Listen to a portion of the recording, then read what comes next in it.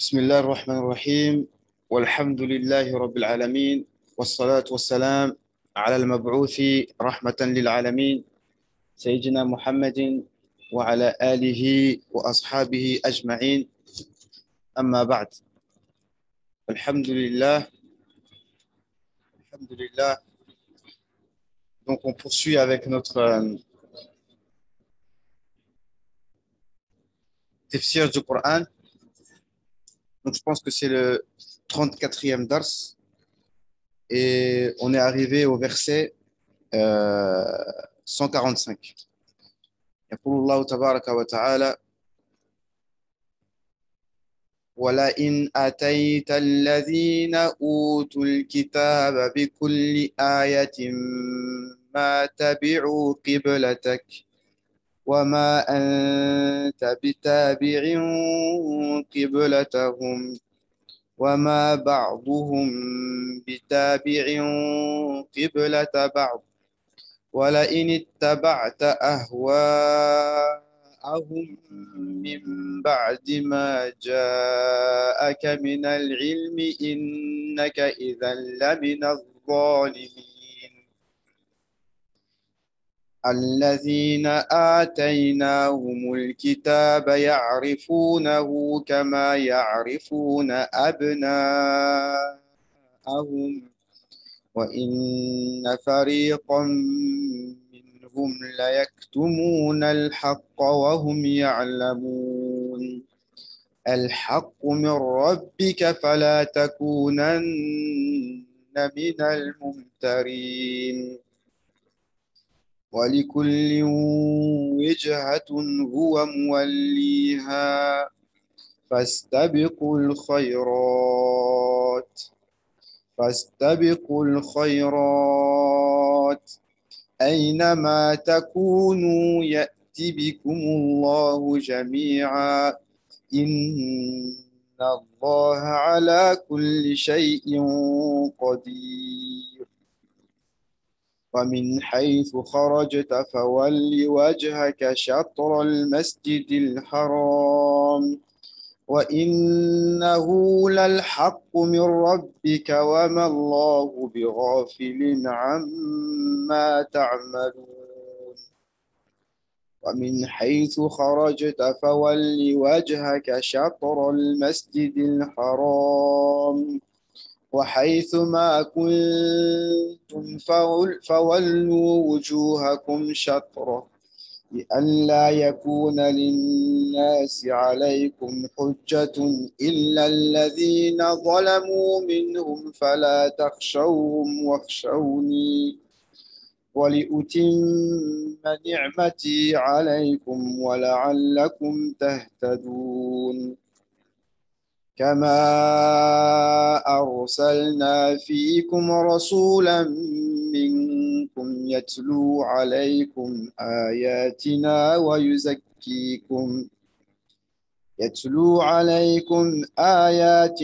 ويزكيكم ويعلمكم الكتاب والحكمة ويعلمكم ما لم تكونوا تعلمون.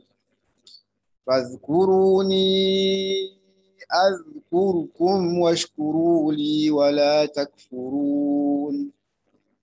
يا أيها الذين آمنوا استعينوا بالصبر والصلاة إن الله مع الصابرين.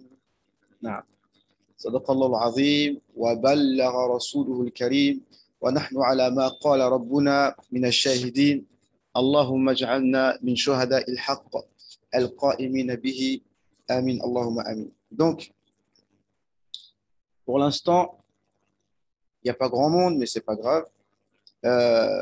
Comme je disais dans le groupe, donc déjà, il y a un groupe WhatsApp qui est dédié pour être informé en temps réel sur les cours que je fais. Comme on sait, les cours sur Internet, ce n'est pas la base. Comme vous savez, si on veut apprendre réellement notre religion, normalement, ce n'est pas par Internet que ça se passe. Mais bon, Internet, c'est un moyen qui a été créé par Allah subhanahu wa ta'ala. On a le son, on a l'image, on peut se parler. Donc, on peut faire quand même quelque chose, à condition quand même qu'il y ait une certaine interaction. Je rappelle aussi que tous les durus de tafsir sont sur une playlist. D'accord? Donc, c'est plus facile pour retrouver tous les cours de tafsir. Donc, normalement, ici, c'est le 34e ou le 35e dars. D'accord? Donc, ceux qui veulent suivre le tafsir, ce tafsir-là vraiment de façon assidue, donc je suis ouvert. Mon, ma boîte mail est disponible. Mon numéro WhatsApp est disponible. Il y a un groupe disponible. Donc, on peut communiquer pour celui qui veut apprendre.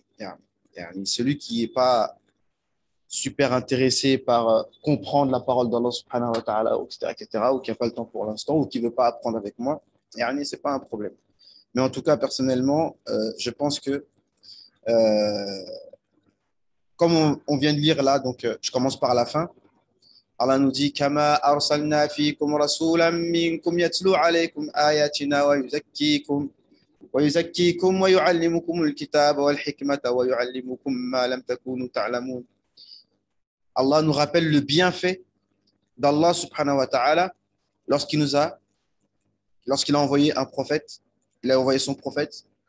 Son prophète, il avait quoi comme mission? De réciter le livre, réciter le Coran. Wa yuzakkikum, et nous purifier et nous enseigner.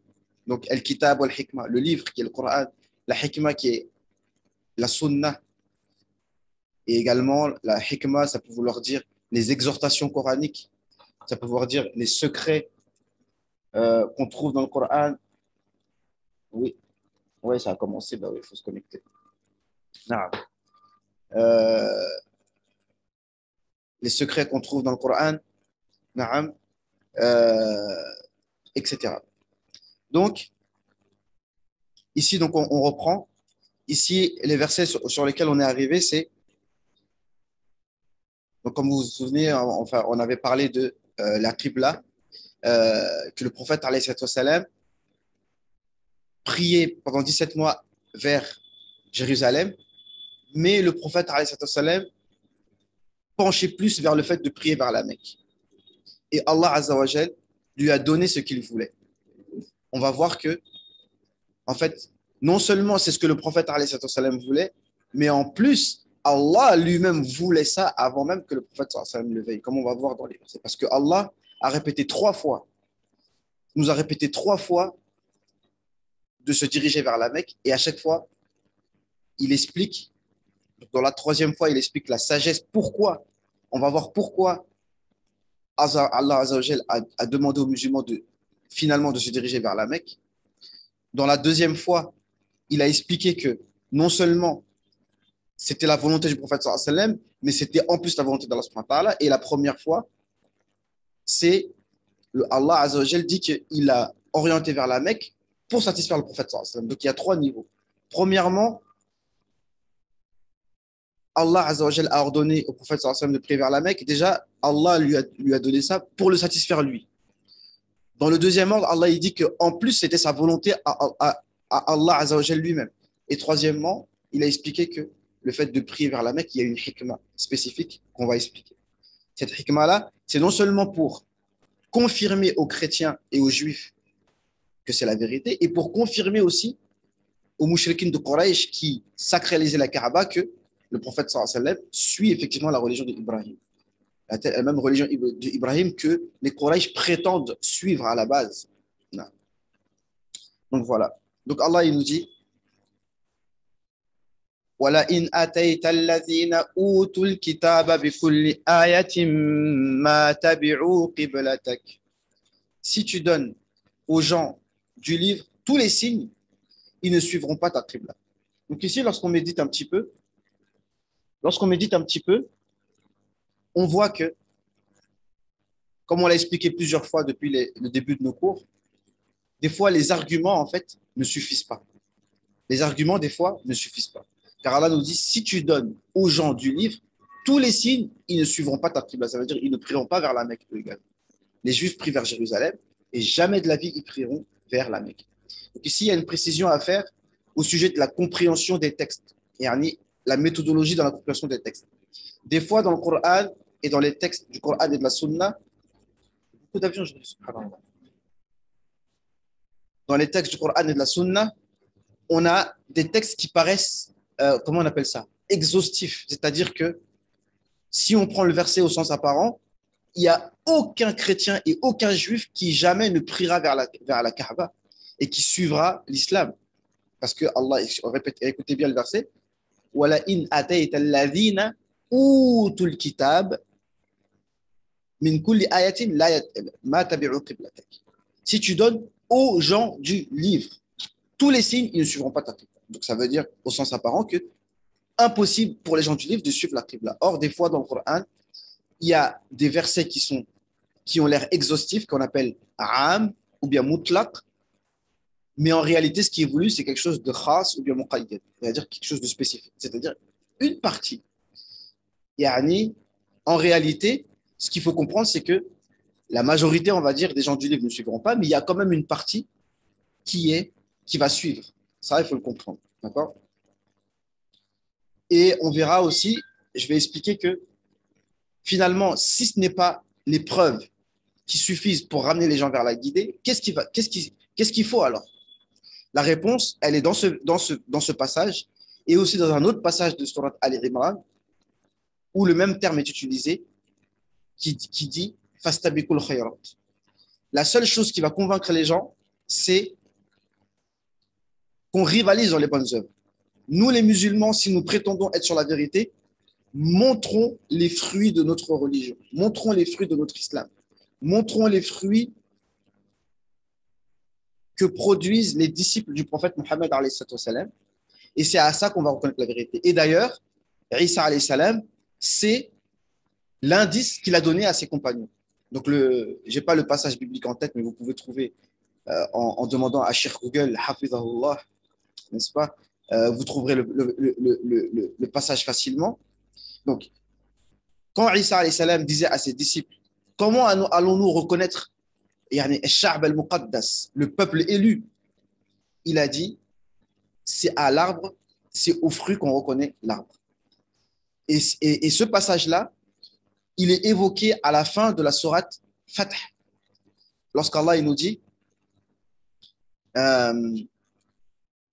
Muhammadur Rasulullah والذين معه أشداء على الكفار رحماء بينهم تراهم ركعا سجدا يبتغون فضلا من ربهم ورضوانا سيماهم في وجوههم من أثر السجود ذلك مثلهم في التوراة. Donc ici, ça s'arrête. Ce que je viens de réciter, c'est notre description dans la Bible, une de nos descriptions dans la Bible. C'est-à-dire que ceux qui suivent le prophète Mohammed sont miséricordieux entre eux. Et d'ailleurs, c'est ce que Isa a dit. Ceux qui ont l'amour entre eux, c'est eux le peuple élu. Donc si nous, les musulmans, on reflète cette réalité, comme quoi entre nous, les musulmans, on a la miséricorde. Mais avec les autres, on est dur. Et non le contraire. D'accord. Ensuite, tu vois sur leur visage les traces de la prosternation. Et dans d'autres interprétations, on voit sur leur visage la lumière qu'il y a sur leur visage, etc. On voit la lumière de la foi. Ça, c'est la description dans la Torah. ومثلهم في الإنجيل كزرع أخرج شطأه فآزره فاستغلظ فاستوى على سوقه يعجب الزراع ليغيظ بهم الكفار. Dans les évangiles, notre description est comme une plante qui est plantée donc et qui pousse et qui pousse et qui pousse et qui pousse et qui attire l'admiration de ceux qui ont planté cette plante et qui rend en colère les mécréants. Les mécréants, plus ils vont voir cette plante pousser et plus ils vont être dégoûtés. Et ça nous relate la prophétie de Daniel qu'on trouve aussi, on va dire, dans l'Ancien Testament. La prophétie de Daniel, on en reparlera une prochaine fois, mais la prophétie de Daniel, soit c'est sous l'aspect d'une grande statue en cuivre avec une tête en or, je ne me souviens plus très bien, des épaules en argent, etc., jusqu'à arriver à des pieds en cuivre, etc., et qu'une petite pierre arrive, tape sur les pieds de cette grande statue, et ensuite ça détruit complètement la statue. D'accord. Et il y a une autre parabole similaire avec 4 bêtes, etc., qui sont tuées par, par je ne sais même plus quoi. Voilà. Donc, tout ça pour dire que c'est à nos fruits qu'on va nous reconnaître. Et c'est ce qui est évoqué ici. Quand on va voir le passage, fastabiqul khayrat, rivaliser dans les bonnes œuvres. Non. Et dans Surat Ali Imran, Allah il nous dit, euh, euh, en fait, le verset ensuite, il nous dit لِكُلٍّ جَعَلْنَا مِنكُمْ شِرْعَةً وَمِنْهَاجًا. À chacun, nous avons donné une législation et une voie à suivre. Comme on va voir aussi, c'est exactement la même chose dans les versets qu'on va voir. وَلَوْ شَاءَ رَبُّكَ لَجَعَلَ النَّاسَ أُمَّةً وَاحِدَةً. Si Allah il voulait, il aurait fait qu'on ait tous la même religion. وَلَكِنْ لِيَبْلُوَكُمْ فِي مَا آتَاكُمْ. Mais Allah a voulu nous éprouver dans ce qu'il nous donne à chacun. فَاسْتَبِقُوا الْخَيْرَاتِ. Rivalisez donc dans les bonnes œuvres. إِلَى اللَّهِ مَرْجِعُكُمْ جَمِيعًا فَيُنَبِّئُكُم بِمَا كُنتُمْ فِيهِ تَخْتَلِفُونَ. C'est vers Allah qu'on va retourner et là, il va nous informer de ce sur quoi on diverge. Qui sera plus éloquent? Qui aura le dernier mot pour dire entre les musulmans, entre les juifs, entre les chrétiens, qui avait raison? Qui avait raison? Seul Allah Azza wa Jal pourra nous dire. Mais ici, personne d'entre nous n'est Dieu pour prétendre, et même nous les musulmans, même si on vous le dit, vous n'êtes pas censé nous croire. Si on vous dit que l'islam, c'est ça la vérité, nous, on n'est pas Allah, on n'est pas Dieu. Même si les chrétiens croient en Dieu, mais les musulmans ne sont pas Dieu. Donc même si on vous dit, oh, vous les chrétiens, l'islam, c'est la vérité, c'est-à-dire ça n'engage que vous. Et si vous, les chrétiens, vous dites aux juifs, oh, vous les juifs, la chrétienté est la vérité, ils vont dire ça n'engage que vous. Mais au jour du jugement, Allah Azza wa Jal va nous informer, il va dire, toi tu avais raison, toi tu avais tort. Et donc, ça nous ramène la sérénité. Parce que sinon, on va se bagarrer. Non, t'es égaré, non, t'as rien compris, non, je te parle plus. C'est pas ça le but. L'islam, c'est le salam, on veut la paix. On peut vivre ensemble, on n'est pas d'accord. Khalas, on n'est pas d'accord. Tu es chrétien, je suis musulman, mais on n'est pas d'accord. C'est-à-dire on peut s'entendre très bien. Je peux même marier une femme juive ou chrétienne, il n'y a pas de problème. Mais au niveau du dogme, on a des grosses divergences. Celui qui dit Jésus est le Fils de Dieu, on n'est pas d'accord du tout. On pourrait même se fâcher. Comment tu peux dire que Jésus est le Fils de Dieu? Tu te rends compte de ce que tu dis? C'est pas grave. Je vais pas te taper sur la figure à chaque fois que je te croise parce que tu as dit que Dieu a un fils. Yes, on réglera ça après. Et Allah va vous informer. Pour l'instant, on discute de manière sereine. Et comme on a dit, comme j'ai dit dans le cours précédent, je viens de découvrir une théorie qui s'appelle la communication non violente ou la communication consciente. Et je me rends compte que cette communication consciente est exactement ce qu'on trouve dans le Coran. C'est-à-dire, on discute tranquillement. Pourquoi on va se bagarrer?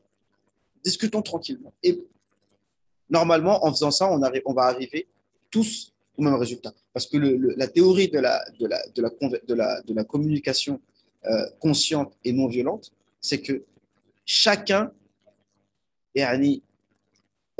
va remplir les besoins de l'autre. Chacun, on va se mettre d'accord en fait, sans que ce soit obligé. Tu ne vas pas faire pour me faire plaisir ou parce que je t'ai forcé. Parce qu'à force de discuter de manière sereine, on s'est rendu compte que, à force de discuter de manière sereine, on s'est rendu compte que, en fait, on veut tous la même chose. Parce que le concept de discussion, de communication consciente et de communication non violente, c'est de savoir qu'on a tous les mêmes besoins. Chaque être humain a le même besoin. On veut tous la même chose. D'accord? Et comme on veut tous la même chose, donc normalement, si on a une intelligence saine et une saine nature, eh bien, on va tomber d'accord. Et ceux qui ne tombent pas d'accord, c'est là qu'on comprend que la notion d'enfer est une justice.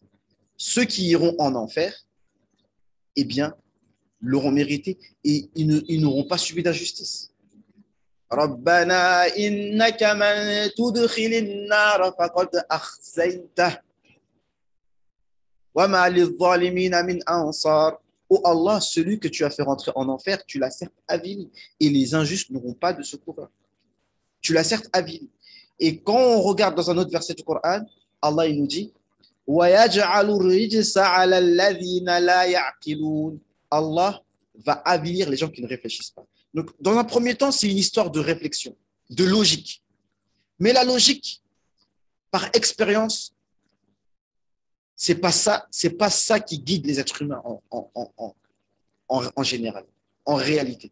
Les gens ne font pas tout par la logique, c'est faux. Les gens font les choses par le cœur, par le feeling.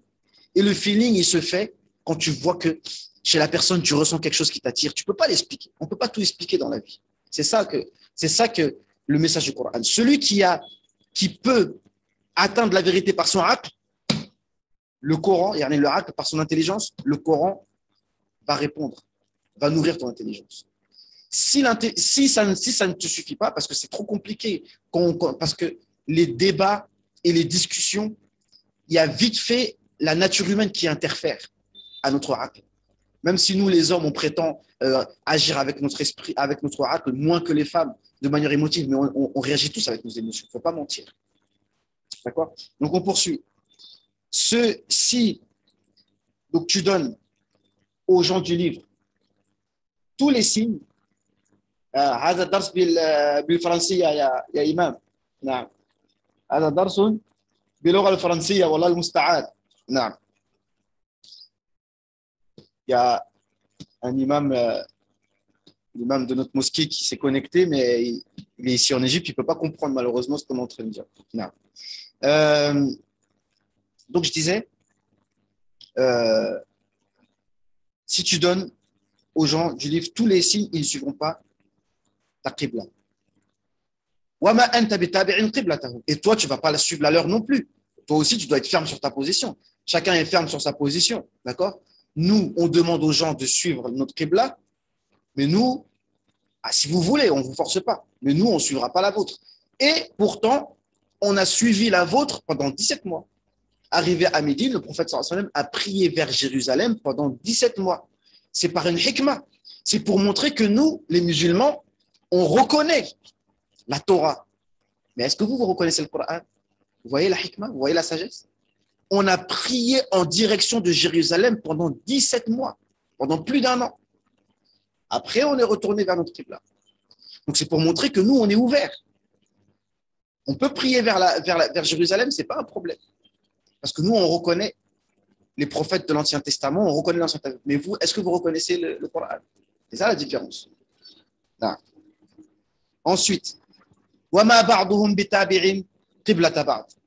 et eux-mêmes ne se suivent pas les uns les autres. C'est-à-dire les Juifs ne suivent pas la direction des chrétiens et les chrétiens ne suivent pas la direction des Juifs.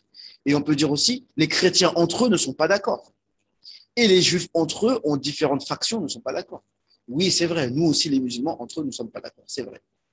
Malheureusement, ça ne devrait pas être le cas, mais c'est le cas. Encore une fois, la discussion consciente, normalement, en fait, c'est une théorie qui n'est pas officiellement basée sur une religion, mais bon, elle a été fondée par un certain Rosenberg ou je ne sais pas quoi, un juif et propagée par des évangélistes. Donc, en réalité, c'est des religieux qui ont développé cette thèse, mais officiellement, ils ne le disent pas et ils ont pas tort. Mais ils font comprendre que celui qui a une spiritualité, automatiquement, aura une communication consciente et non violente. Parce que la spiritualité, c'est la non-violence. La non-violence en rapport avec Gandhi, etc., c'est la non-violence. Mais après, s'il y en a qui sont violents, etc., bon, on est obligé de réagir en conséquence. Mais normalement, tout se fait dans la paix.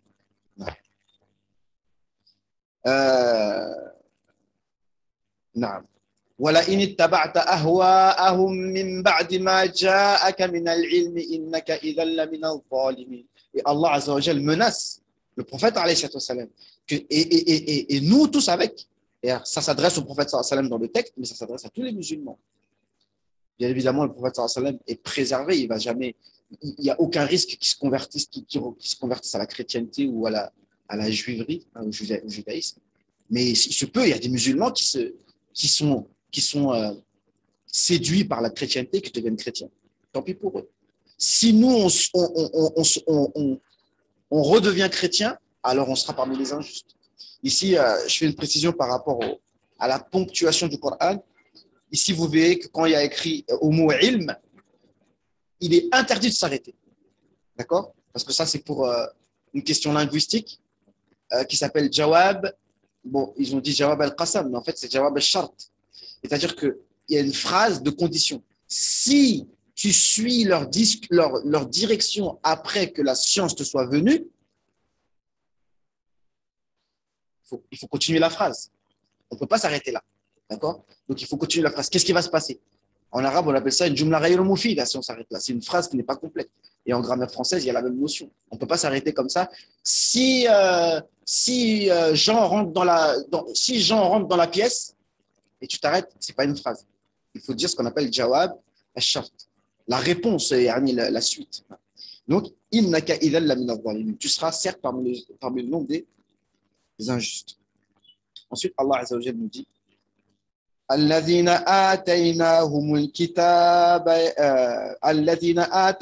الكتاب يعرفونه كما يعرفون أبناءهم وإن فريقا منهم ليكتمون الحق وهم يعلمون الحق من ربك فلا تكونن من الممترين.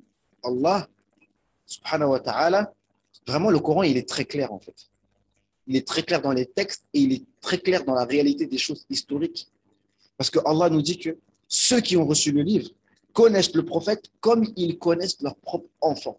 C'est quand même une déclaration qui est forte.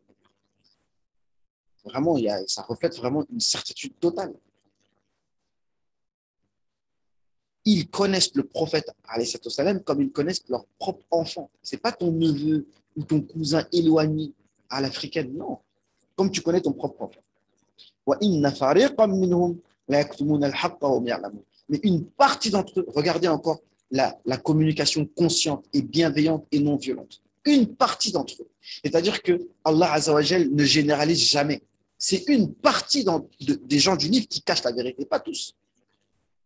وهم يعلمون الحق من يكتمون الحق وهم يعلمون alors qu'ils savent pertinemment. نعم. الحق من ربك فلا تكونن من الممترين. La vérité vient de ton Seigneur, alors ne sois pas parmi ceux qui doutent. Toujours on remet les choses vers une source sûre. C'est-à-dire la vérité vient du Créateur des cieux et de la terre. Celui qui fait lever le soleil tous les jours, celui qui fait alterner la nuit et le jour, celui qui fait tomber la pluie, celui qui nous a donné la vie, lui là, c'est lui qui est en train de déclarer que le Coran est la vérité. Ce n'est pas Abu Muslim, ce n'est pas un tel, ce n'est pas Hicham, ce n'est pas Ali, et ce n'est pas Wakim. Wakim, salut sur toi. Naam. Mais c'est Allah qui déclare cela. Al-Haq min Rabbik. Naam. Donc ici, qu'est-ce qu'on a comme note? Ouais, bon, j'ai à peu près tout dit. Naam. الحق من ربك نعم ولكل وجهة هو موليها فاستبقوا الخيرات أينما تكونوا يأتي بكم الله جميعا إن الله على كل شيء قدير. Ici, ce verset il nous dit à toute communauté, nous avons donné une direction à suivre, comme on a dit précédemment. D'accord? Toute communauté, nous avons donné une direction à suivre. Alors Allah il nous dit en conclusion فاستبقوا الخيرات. Chacun avec ce qu'il a eu, chacun avec sa législation qu'il a, chacun avec sa religion qu'il a, chacun avec sa théorie qu'il a, chacun avec sa spiritualité qu'il a, montrez-nous. T'en as maintenant, c'est à la mode le kémétisme. Montrez-nous ce que vous produisez. Moi, je leur dis, tous les gens qui reviennent vers le kémétisme, qui disent on délaisse la chrétienté, on délaisse la chrétienté qui est la religion des colons européens, on délaisse l'islam qui est la religion des colons arabes, on revient à la religion de nos ancêtres négro-africains arabes, la religion de Pharaon, etc. Ok, montrez-nous. Montrez-nous ce que vous produisez comme fruit. Et c'est ce que Allah nous dit. Montrez-nous. Puisque vous êtes africain, vous revenez vers votre religion négro-africaine. Montrez-nous comment vous allez défendre les intérêts des Africains. Montrez-nous comment vous allez résister à l'impérialisme européen, maintenant l'impérialisme asiatique. Comment on va faire relever la tête de l'Afrique avec le kémétisme. Montrez-nous. Quelles sont vos valeurs quel est votre djihad? Montrez-nous quelle est votre capacité de sacrifice au djihad? Est-ce que vous, en tant que kémite, vous êtes prêt à donner votre vie pour la justice? Est-ce que vous êtes prêt à faire couler votre sang pour la justice? Est-ce que vous êtes prêt à mourir pour, le, pour, le, pour la vérité? Parce qu'on va voir dans les versets après, on va pas aujourd'hui, que Allah nous dit que ne pensez pas que ceux qui sont morts pour Allah sont morts. Non, ils sont vivants. Donc Allah, comme vous le savez, les musulmans sont des kamikazes. C'est-à-dire que les musulmans, eux, c'est le Coran qui nous encourage à mourir pour Allah. Vous, est-ce que vous êtes prêt à mourir pour Jésus? Est-ce que vous êtes prêt à mourir pour Moïse? Est-ce que vous êtes prêt à mourir pour Pharaon ou Toutankhamon, pour Osiris? Ou est-ce que vous êtes prêt à mourir pour, je sais pas moi, pour Zemmour? Parce que Zemmour, il l'a dit, c'est bien lui, Zemmour, il a... Moi, je rentre un peu dans la politique, mais Zemmour, lui, il reconnaît certaines choses. Il dit, mais au moins les musulmans sont prêts à mourir pour leur religion. Mais nous, les Français, est-ce que vous êtes prêts à mourir pour Macron?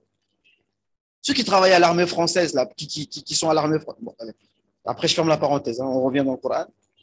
Donc vous, là, vous êtes à l'armée, vous êtes prêts à mourir pour Macron et pour la France? Pourquoi? À vous de voir. Non. Donc, fastabiqul khayrat, aynama takunu ya'ti bikumullahu jami'a. Où que vous soyez, Allah Azza wa Jal va vous ramener. Ici, il s'agit de... Allah montre sa capacité et sa puissance, parce qu'il s'agit de... Lorsqu'on sera mort au jour du jugement, eh bien, Allah Azza wa Jal est capable de nous faire sortir de nos tombes et de recréer nos corps et reconstituer nos corps, même s'ils étaient éparpillés. Donc Allah Azza wa Jal est capable de nous remettre comme on était. Et au même titre que, donc là c'est mon interprétation, Allah est capable de faire de nous une seule et même religion. Donc encore une fois, on comprend que si on a des religions différentes, c'est la volonté d'Allah subhanahu wa ta'ala, au final. Donc on ne peut pas aller contre la volonté d'Allah subhanahu wa ta'ala. Et si on veut que les gens reviennent à une seule religion, il n'y a que deux manières. Soit par la discussion, encore une fois, consciente et non violente, c'est-à-dire par, comme Allah dit, وَلَا تُجَادِلُوا أَهْلَ الْكِتَابِ إِلَّا بِالَّتِي هِيَ أَحْسَنُ إِلَّا الَّذِينَ ظَلَمُوا مِنْهُمْ. Vous voyez, Allah nous dit, ne discutez avec les gens du livre que de la meilleure manière, sauf ceux qui sont injustes. Donc la meilleure manière, ça veut dire la discussion, excusez-moi, je me répète, consciente et non violente, c'est-à-dire la discussion de la girafe. La girafe qui comprend l'autre, qui ne juge pas, qui essaye de comprendre et qui n'agresse pas. Contrairement à la discussion du chacal qui, lui, cherche à faire culpabiliser, cherche à accuser, cherche à juger. En gros.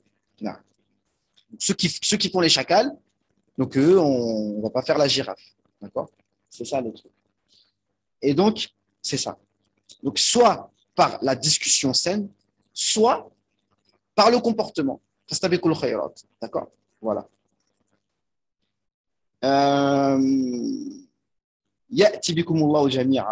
Et ici, ce verset, on peut le comprendre aussi, comme dans d'autres passages, Allah nous dit que où que vous soyez, la mort va vous atteindre. Dans un autre verset, Allah nous dit Aynama takunu yudrikkumul maut walau kuntum fi burujin mushayyada.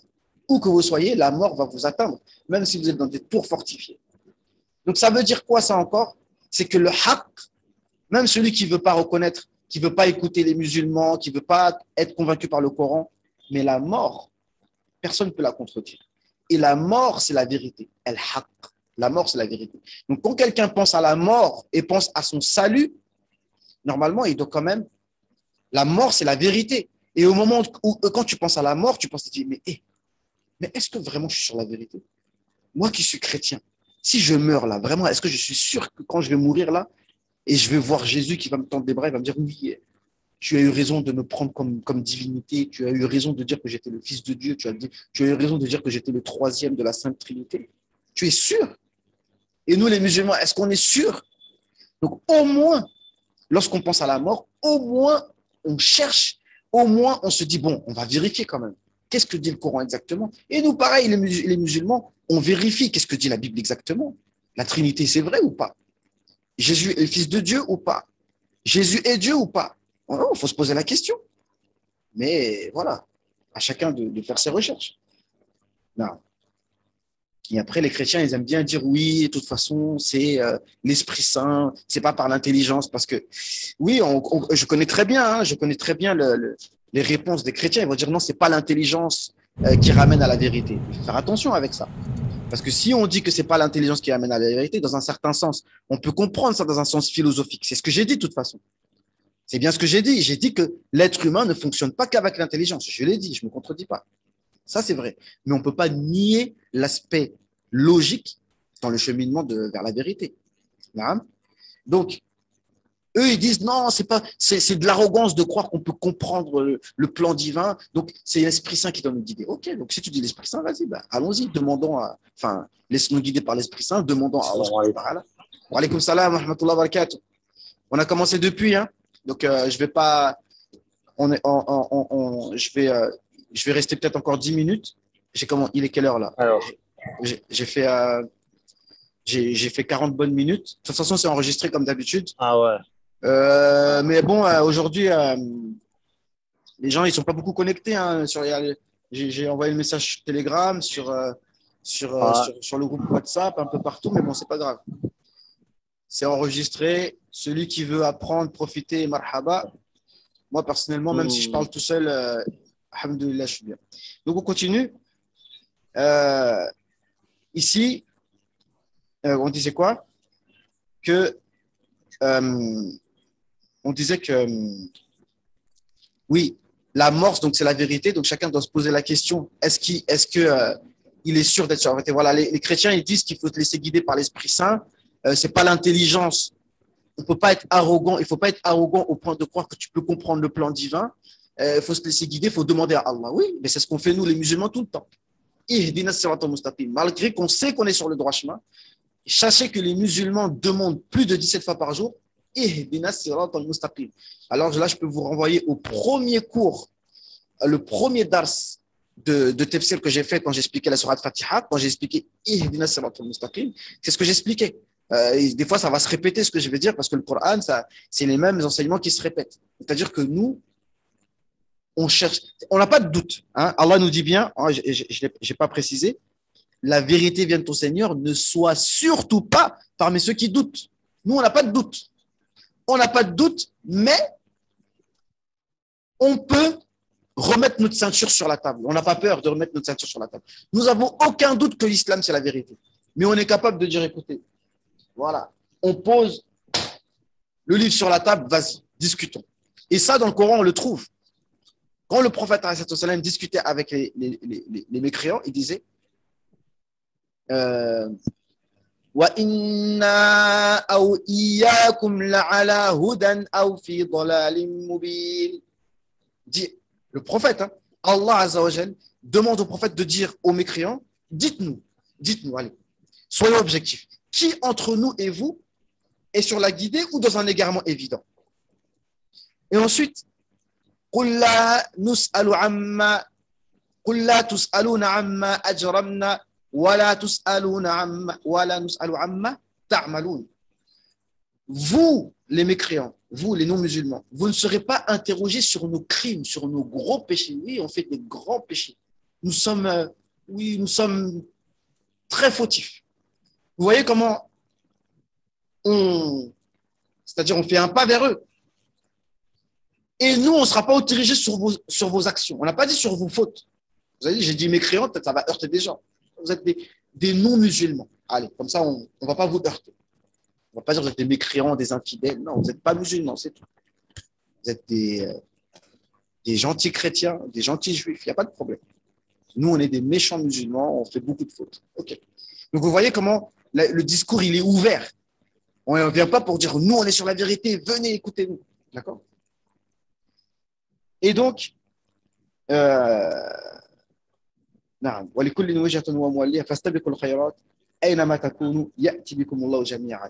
nous dit que de toute façon, Allah va tous nous réunir. Donc, c'est pour nous ramener au jour du jugement. Au jour du jugement, on sera tous devant Allah Azza wa Jal, notre Créateur à tous.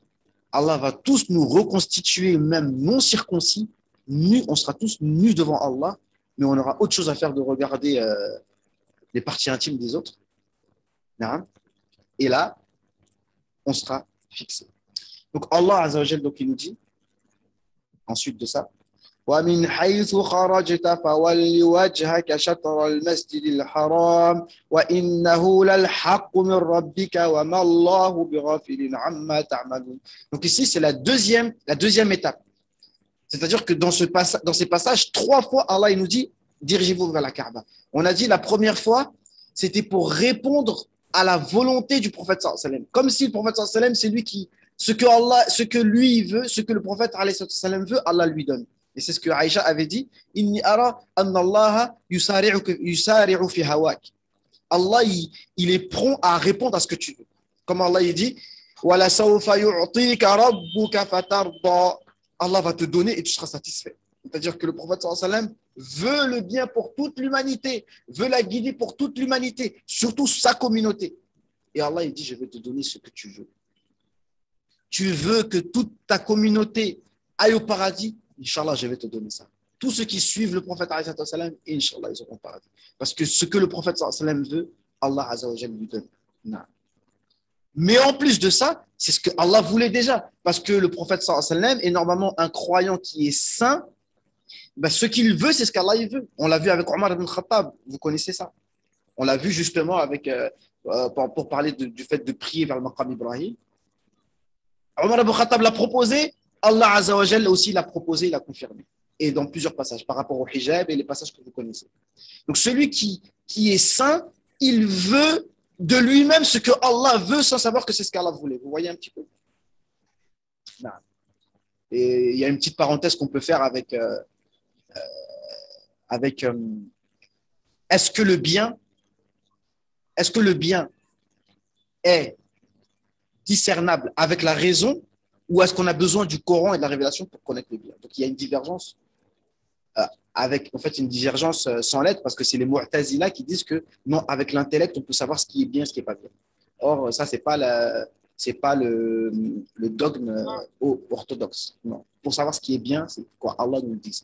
Mais la saine nature normalement va dans cette direction-là. Mais il y a certaines choses où en fait pour être plus précis, il y a certaines choses qu'on peut savoir que c'est bien avec le rat, mais d'autres choses qu'on ne peut pas savoir. Il y a des choses qu'on ne peut pas vraiment savoir. D'accord. Voilà, vous pouvez vous faire des exemples vous-même. Non.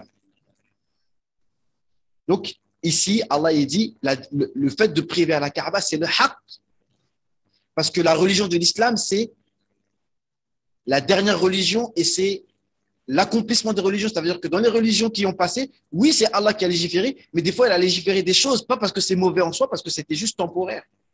Il y a des choses qui étaient interdites pour les juifs comme nourriture, c'était temporaire. Mais ici, dans l'islam, tout ce qui est interdit, c'est ce qui est mauvais.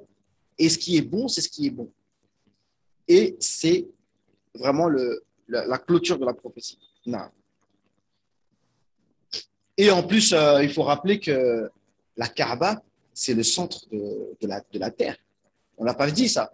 Mais quand on a dit Ummatan wasata, une communauté de juste milieu, la Kaaba, il faut étudier maintenant d'un point de vue géographique, géologique, où est-ce que la Kaaba est située sur terre. Ça, c'est une parenthèse à faire aussi, ça. D'accord? La Mecque, physiquement parlant, il y a quelque chose qui se passe à cet endroit-là. D'ailleurs, c'est relié à la Kaaba qui est aux cieux. D'accord?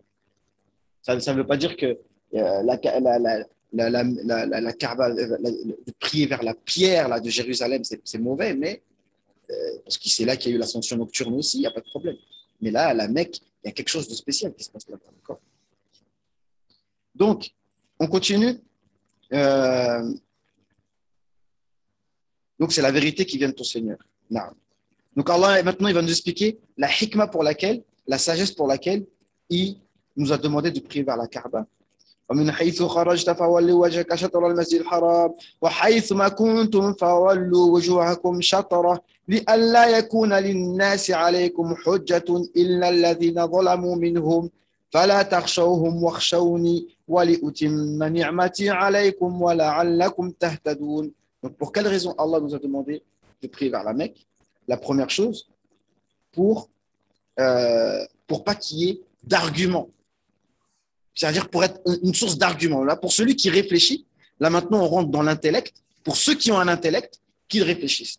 Parce que les Juifs, de toute façon, dans leur texte, savaient, malgré qu'ils étaient en train de chaîner et dire oui, mais comment ça se fait qu'ils prient plus vers Jérusalem? Ils savaient très bien dans leur texte qu'il allait changer de direction. Ils le savaient.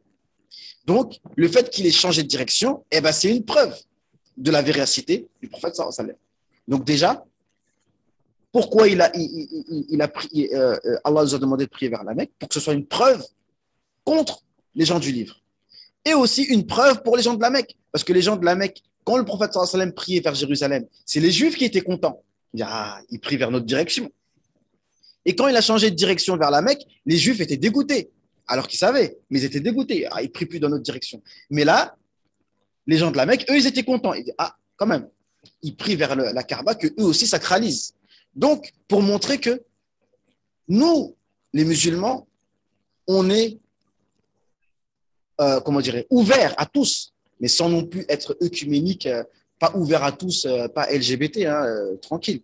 Mais, c'est-à-dire que celui qui cherche la vérité, il va trouver dans l'islam ce qu'il a déjà. Et même les kémites, d'accord? Ceux qui veulent revenir vers les traditions ancestrales, s'ils regardent bien l'islam, le vrai islam spirituel, parce que eux ils disent que dans l'islam, il n'y a pas ce qu'on appelle la cosmogonie, c'est-à-dire la relation avec les êtres vivants. En fait, ce que les gens appellent grossièrement l'animisme, parce que nous, on accuse les kémites et les religions qu'on a dans nos tribus africaines d'être des animistes. Ouais, en vrai, c'est ça. Mais si on essaye d'être conciliant, allez, on va philosopher un peu avec vous. Vas-y, vous adorez, vous faites je sais pas quoi devant. Excusez-moi, je pensais à. Qu'Allah me pardonne, mais des fois je pense à Dieu donné, des fois des trucs qui me reviennent. Ceux qui connaissent ces sketchs, ils vont savoir à quoi je fais allusion. Et Annie, ils sont devant un gros tronc d'arbre. Je veux bien comprendre. Le tronc d'arbre, il a 300 ans d'âge, peut-être 500 ans d'âge. Il est immense, etc. Quand tu connais rien, tu auras tendance à dire il y a quelque chose dans cet arbre-là, tu vois. Donc, tu te mets devant, je sais pas ce que tu fais comme rite, etc. Bon, bref, tu vois. Et peut-être qu'ils ont, je sais pas, l'arbre, il a peut-être parlé. C'est possible. L'arbre, il a parlé, l'arbre, il a fait des trucs, il s'est passé des trucs. Donc, il y a une interaction avec les êtres vivants. Mais nous, on sait dans l'islam que les êtres vivants peuvent parler. D'accord? Un arbre peut parler, une pierre peut parler, un animal peut parler. C'est vrai. Mais on sait que tous ces êtres-là, eux-mêmes adorent Allah subhanahu wa ta'ala. Donc, pourquoi on va adorer ces êtres-là? Après, il y a des plantes dans lesquelles il y a de la guérison, mais c'est Allah qui donne la guérison. D'accord? C'est Allah qui donne la guérison.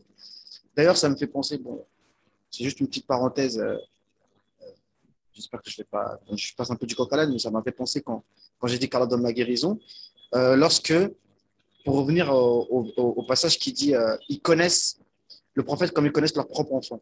En fait, Ibn Kathir, il a cité un hadith où, en fait, pour montrer que c'est une expression qui était utilisée par les Arabes, d'accord, pour dire que tu es sûr à 100% d'une chose. En fait, il y avait un homme, alors écoutez cette histoire, elle est intéressante. Il y avait un homme qui, il est arrivé devant le prophète sallallahu alayhi wa sallam avec son fils. Et son fils ne savait pas que c'est le prophète sallallahu alayhi wa sallam. Le fils demande qui est-ce. Il a dit c'est le prophète sallallahu alayhi wa sallam. Alors il a commencé à trembler et tout ça.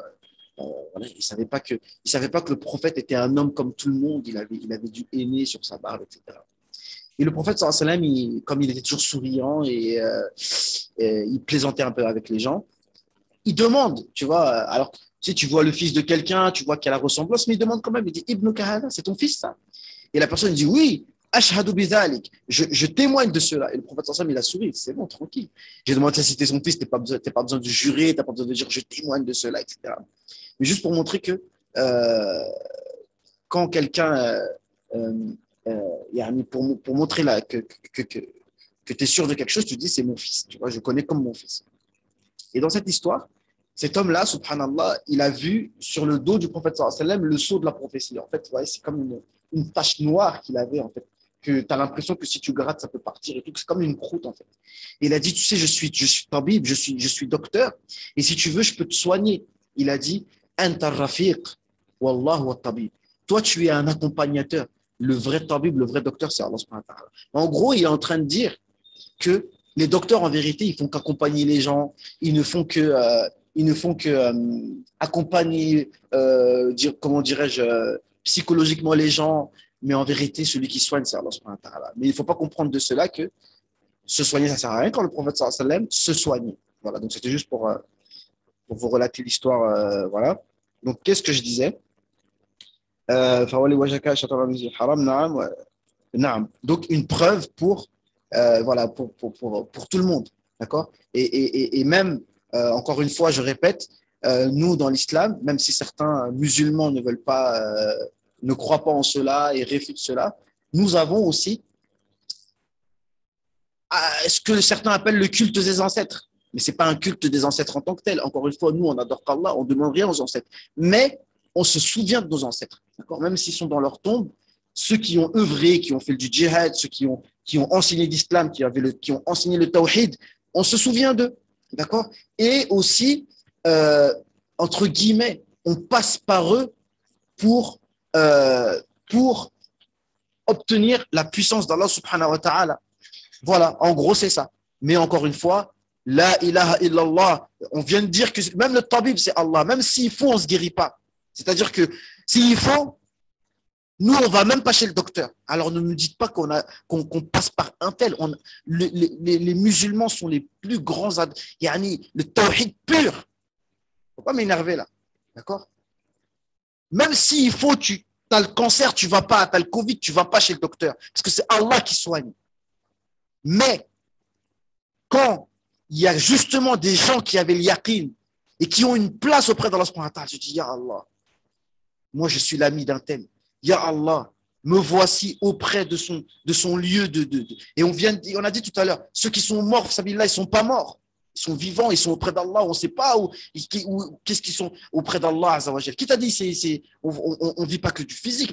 Oui, c'est des os dans leur tombe, mais ils ont une place auprès d'Allah. Bref, il y a une histoire qui est racontée.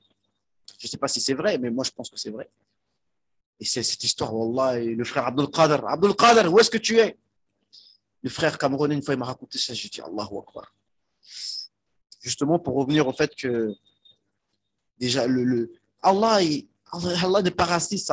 C'est lui qui a créé l'homme noir, c'est lui qui a créé l'homme blanc, c'est lui qui a créé le chinois. Il faut arrêter avec ces choses. Mais Allah Azza wa Jal. Alors, écoutez, Ali ibn Abi Talib, qui est un grand guerrier, une fois, il cherchait à être beaucoup plus fort, etc., dans le combat, etc. Alors, c'est une histoire vraiment, je ne sais pas si elle est authentique, hein, on va rechercher après. Mais moi, pour moi, le sens est vrai. Ça peut très bien être vrai. Il a dit, voilà, comment faire pour être plus fort à la guerre. Le prophète, il dit, va sur les terres des tribus de Abs, là où il y avait l'homme qu'on appelle Antara ibn Shaddad al-Absi, le grand guerrier. Allahu Akbar. Pourtant, il n'était pas musulman, il est mort avant la naissance du prophète, mais selon mes sources, il était hanif, il n'était pas mouchrik. Et c'était un grand guerrier.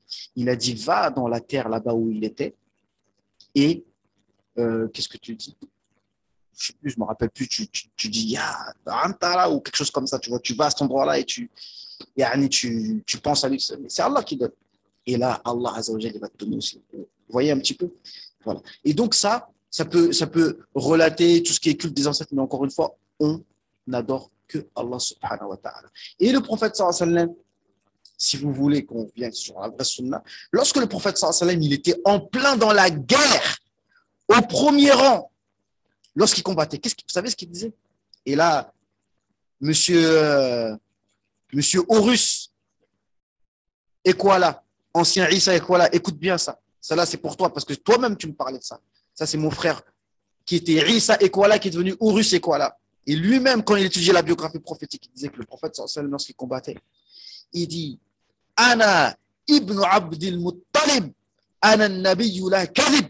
C'est-à-dire qu'il est en train de combattre et il est en train d'évoquer le nom de son grand-père qui n'était même pas musulman. Allahu Akbar. Il dit, je suis le prophète véridique, qui n'est pas un menteur. C'est-à-dire, pendant qu'il combat, il dit, hey, moi je suis le fils de Abdel Muttalib. Il n'est même pas musulman. Pourquoi tu viens, tu dis, je suis le fils de Abdel Muttalib? Parce que évoquer ses ancêtres. Pourquoi je dis évoquer ses ancêtres? C'est-à-dire, tu dis, hey, tu sais pas qui je suis. Par exemple, moi, vous savez pas. C'est important de savoir d'où on vient. Moi, je suis Mohamed Abbas, mais je suis qui, en fait? Moi, je m'appelle Philippe Ambassa Zambo, fils de qui? Je ne sais même pas c'est qui mon père, il représente rien. Mon grand-père, c'est qui? Il représente rien. Mon arrière-grand-père, c'est qui? Il représente rien. Donc, dans ce cas-là, ça veut dire que je suis rien. Si maintenant, je ne peux pas vous dire que mon grand-père, c'est lui qui a fait telle chose. Ouais, mon grand-père, vous allez à Yaoundé, à l'endroit qu'on appelle Mvombi, ou alors au village de Nsimale, vous allez voir mon grand-père, il a fait telle et telle chose. Et ben, moi, le fait de savoir que mon grand-père, le fait que je puisse vous prouver que mon grand-père était quelqu'un, ça veut dire que je suis quelqu'un. Vous voyez ce que je veux dire? Bref, on va conclure. De toute façon, sur Zoom, c'est terminé.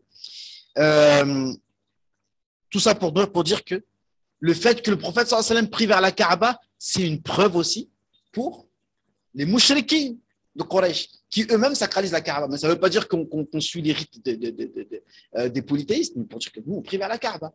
La même Kaaba dans laquelle vous-même vous faites du tawaf nu, le prophète sallallahu alayhi wa sallam priait tout son temps à la Mecque. Lui, il faisait la prière du tawhid pendant que eux faisaient leur tawaf de shirk. Jusqu'à ce que, à la fin, Allah Azza wa Jalla a décrété, allez, vous dégagez tous d'ici avec vos trucs de mouchrik. Maintenant, c'est terminé. La Mecque, c'est pour les musulmans.